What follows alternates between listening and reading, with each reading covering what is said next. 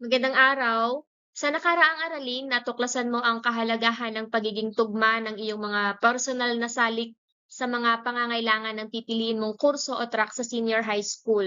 Ang pagtutugmang ginawa natin ay isang tulong na sa pagkakaroon ng makabuluhang trabaho at negosyo na nanaisin mo sa hinaharap na makakatulong sa pagiging produktibo mo at pakikibahagi sa pagpapaunlad ng ekonomiya ng bansa.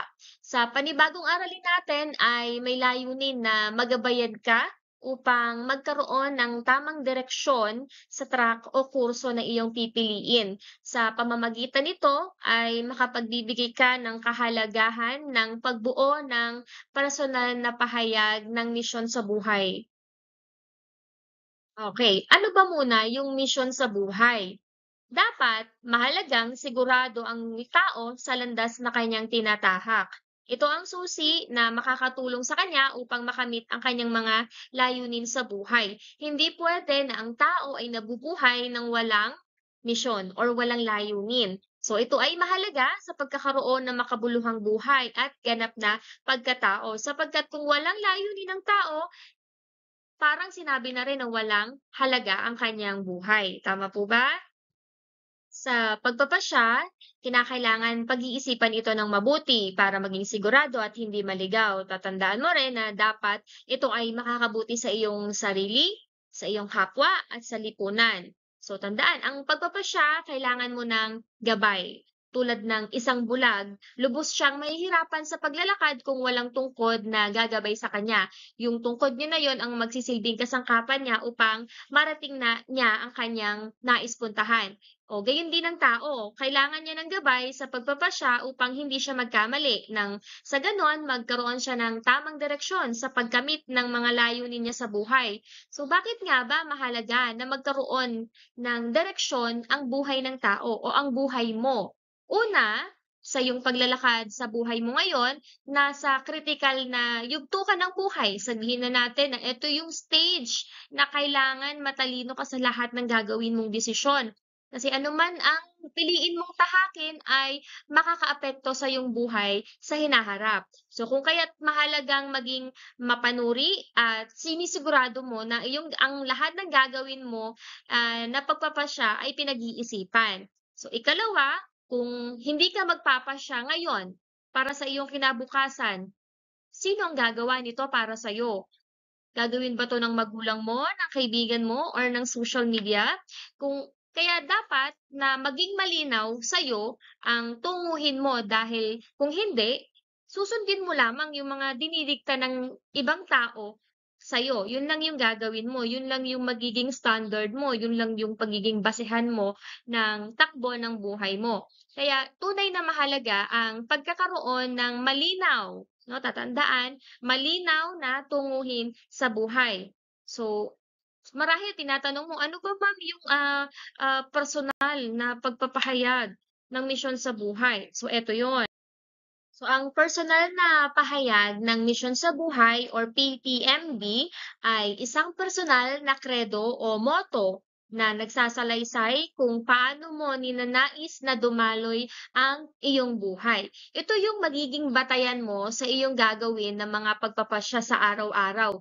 Isang magandang paraan din ito upang makilala mo ang iyong sarili at kung saan ka patungo. So nagsisilbi itong simula ng matatag na pundasyon sa pagkakaroon ng sariling kamalayan at mataas na pagpapahalaga sa iyong layunin sa buhay. Hindi magiging madali ang paglikha ng TPMB sapagkat nangangailangan ito ng panahon, inspirasyon at pagbabalik tanaw.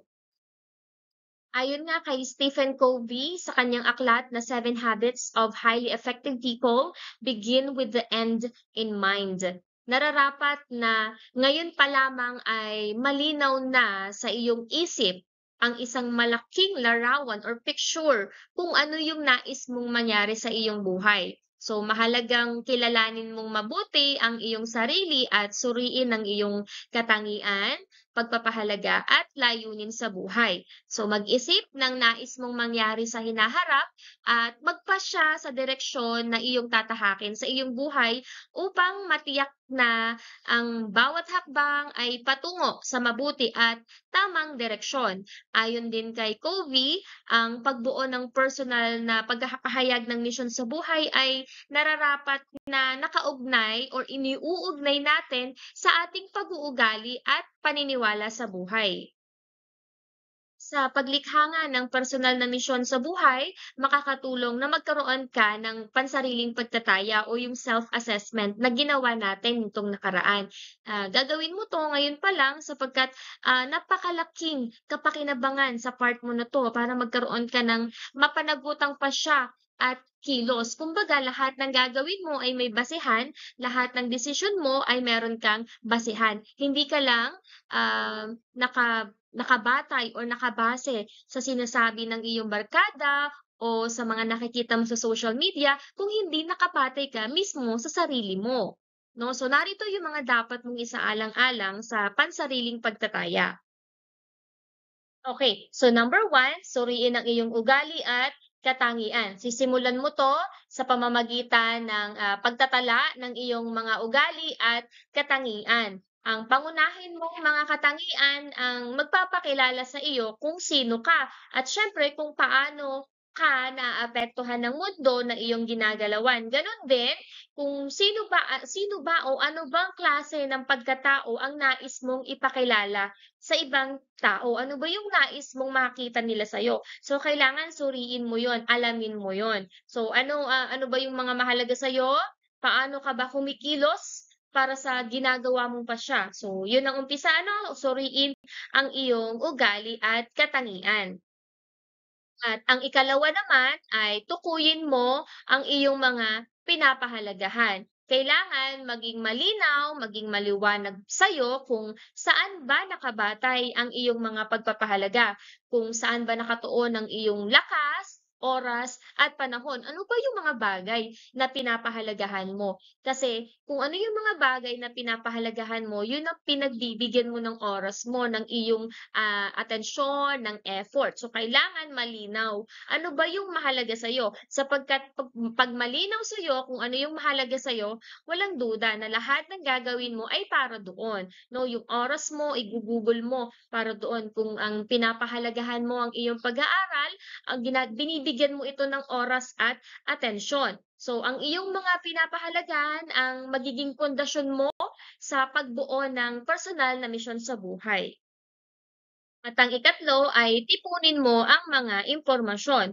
Sa mga impormasyon na iyong naitala, lagi mo lang isipin na ang layunin ng paggawa ng personal na misyon sa buhay ay magkaroon ka ng malaking magagawa sa kabuuan ng iyong pagkatao. Ito ang magbibigay sa iyo ng tamang direksyon sa landas na iyong tatahakin. So, sa pagtipon ng mga impormasyon, maaari kang lumapit sa mga taong iyong pwedeng pagkatiwalaan or pinagkakatiwalaan mo, katulad ng iyong magulang, ng iyong mga kapatid o kamag-anak na malalapit o pinagkakatiwalaan mo, maaaring ang mga guro o mga profesional na may wasto at sapat na kaalaman sa bagay na ninanais mo, no? So, tingnan din natin yung mga pwede din tayong search, gamitin natin ang ating kakayanan, ang ating access sa internet para magkaroon pa ng mas maraming impormasyon. So, tatandaan mo, mas maraming impormasyon, mas magiging madali para sa atin ang makapagdesisyon ng tama at wasto.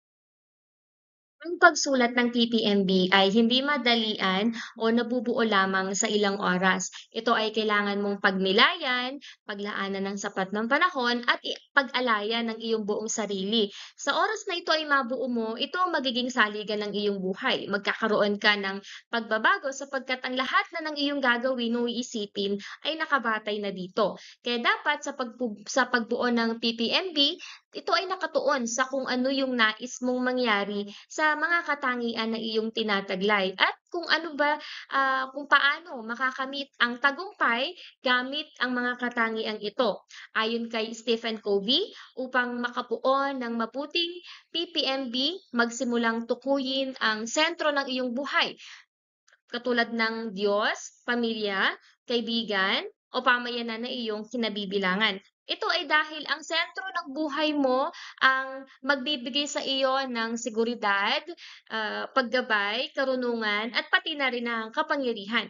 Ang PPMB ay maaaring mapalitan o mabago dahil patuloy na nagbabago ang tao sa konteksto ng mga sitwasyon ng nangyari sa kanyang buhay. Ibig sabihin, maaaring magbago yung PPMB mo ngayon, maaaring mag-iba pagdating ng 5 years from now or even 10 years from now, no? Ngunit magkaganon man, yung PPMB mo pa rin ang magsisilbing saligan sa pagtahak mo ng tamang landas. So sabi nga sa isang kataga, all of us are creators of our own destiny. Ibig sabihin, tayo ang lilikha ng ating patutunguhan. Napakaganda, hindi ba? Kaya pag-isipan mong mabuti sapagkat anuman ang iyong hahantungan, tandaan mo, iyan ay bunga ng iyong mga naging pagpapasya sa iyong buhay. Eh, ano naman ba yung misyon? Ang misyon ay ang hangarin ng isang tao sa buhay na magdadala sa kanya tungo sa kaganapan, sa kanyang kaganapan. Para sa iba, ito ay pagtupad sa isang trabaho o tungkulin ng buong husay, may kasamang kasipagan at pagpupunyagi. Lahat ng tao ay may nakatakdang misyon sa buhay at dahil iba-iba ang tao, iba-iba rin ang kanilang misyon. So maaaring, isagawa ang misyong ito sa pamilya, sa kapwa, sa paaralan, sa simbahan, sa lipunan, o sa trabaho o gawain na iyong ginagawa o ninanais mong gawin. Kung kaya, mahalaga na ngayon pa lang ay makabuo ka na ng iyong PPMB upang mula dito ay makita mo o masalamin mo kung saan ka patungo. So tatandaan, ang bawat tao ay tinawag ng Diyos na gampanan ang misyon na ipinagkakaloob niya sa atin. So ikaw bilang tao, meron kang misyon na ipinagkaloob ng Diyos. So kailangan mo lamang itong hanapin or isipin pagnilayang mabuti. Mula naman sa misyon ay mabubuo ang tinatawag na bokasyon. Ang bokasyon ay galing sa salitang Latin na vocatio, ibig sabihin ay calling o tawag. Ito ay malinaw na ang bawat tao ay tinawag ng Diyos na gampanan ang misyon na ipinagkaloob niya sa atin. Ito ay mahalaga sa pagpili mo ng propesyon, academic man yan, technical, vocational, sining at disenyo o sports pagkatapos mo ng senior high school. May pagkakaiba ba ang propesyon sa misyon? Mahalaga na ito ay iyong malaman sapagkat sa anumang propesyon na iyong tatahakin, kailangan na makita mo ang kaibahan ng dalawa, ng propesyon at ng misyon at kung paano mo ito iuugnay sa iyong buhay. So ang propesyon ay trabaho na ginagawa ng tao upang siya ay mabuhay. Ito ang resulta ng kanyang pinag-aralan o matagal na ginagawa at naging eksperto na siya dito. Ito ay maaaring gusto niya o hindi, ngunit kailangan niyang gawin sapagkat ito ang pinagkukunan niya ng kanyang ikinabubuhay. At dahil sa ikabubuhay lamang ang nakatuon ang kanyang paggawa, hindi siya nagkakaroon ng ganap na kasiyahan. Diyan naman papasok yung bokasyon. Ang bokasyon naman ay katulad din ng propesyon, ngunit nagiging mas kawili-wili ang paggawa para sa tao. Mas lalo siyang nasisiyahan sapagkat nagagamit niya ang kanyang mga talento o hilig sa kanyang ginagawa. Hindi niya nararamdaman ang pagkabagot. Hindi nagiging kumpleto ang araw niya kung hindi ito magagawa sapagkat ito yung nakapagdudulot ng kasiyahan sa kanyang buhay. So mula dito ay hindi na lamang simpleng trabaho ang kanyang ginagawa kundi isang misyon na nagiging isang bokasyon.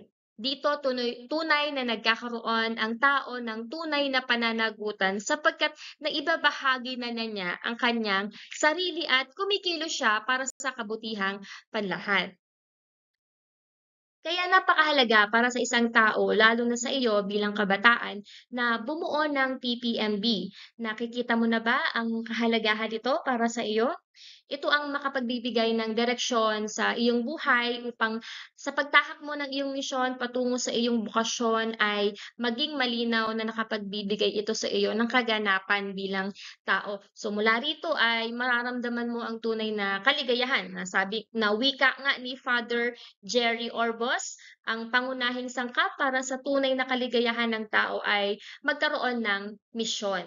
So aniya, ang misyon ay hindi lamang para kumita ng pera, maging mayaman o maging kilala o tanyag. So ang tunay na misyon ay ang maglingkod, ang paglilingkod sa Diyos at sa kapwa ang magbibigay sa tao ng tunay na kaligayahan. Yun lamang at maraming salamat sa inyong pakikinig.